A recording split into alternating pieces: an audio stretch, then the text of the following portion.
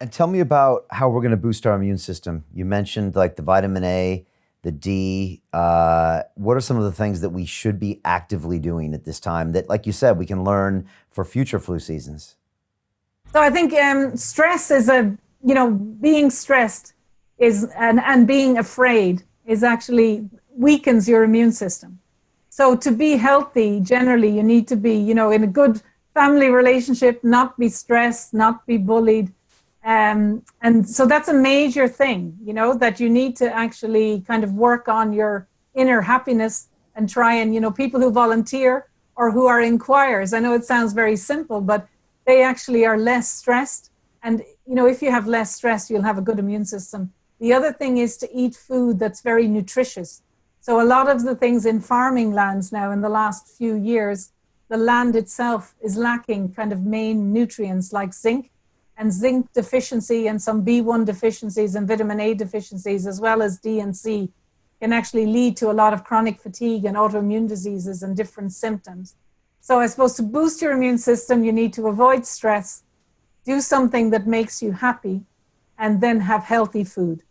And in general, I wouldn't be going for vitamins in general, but when you're in the middle of a pandemic, and it's known in the winter season that people often have low levels of vitamin D and C and zinc, and they allow your immune system to help you get rid of the virus, that I would supplement with vitamin D, C, and zinc.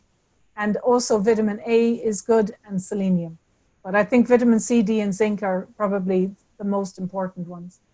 You mentioned stress. I mean, how much has the stress of fear of death, lockdown, economic issues, all of that stuff, I mean, how much has it affected people, in your opinion?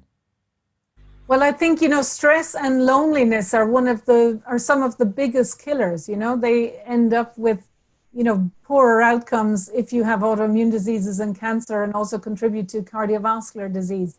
So even though people don't talk about stress, it's very important. And why I think it's important that we change the narrative around the financial consequences after the lockdown.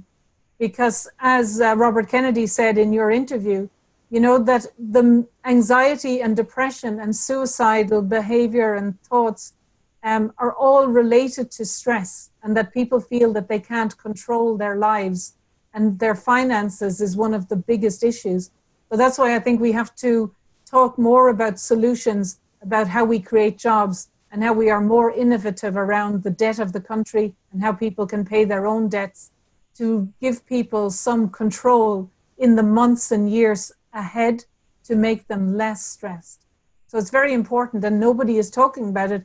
And in fact, the media are actually contributing to stress because they don't offer any solutions. So people are more stressed when they aren't been told that, yes, you can actually go for a walk, get some sunshine, eat healthy, and try and boost your own immune system. That actually reduces stress and gives people more control in their lives.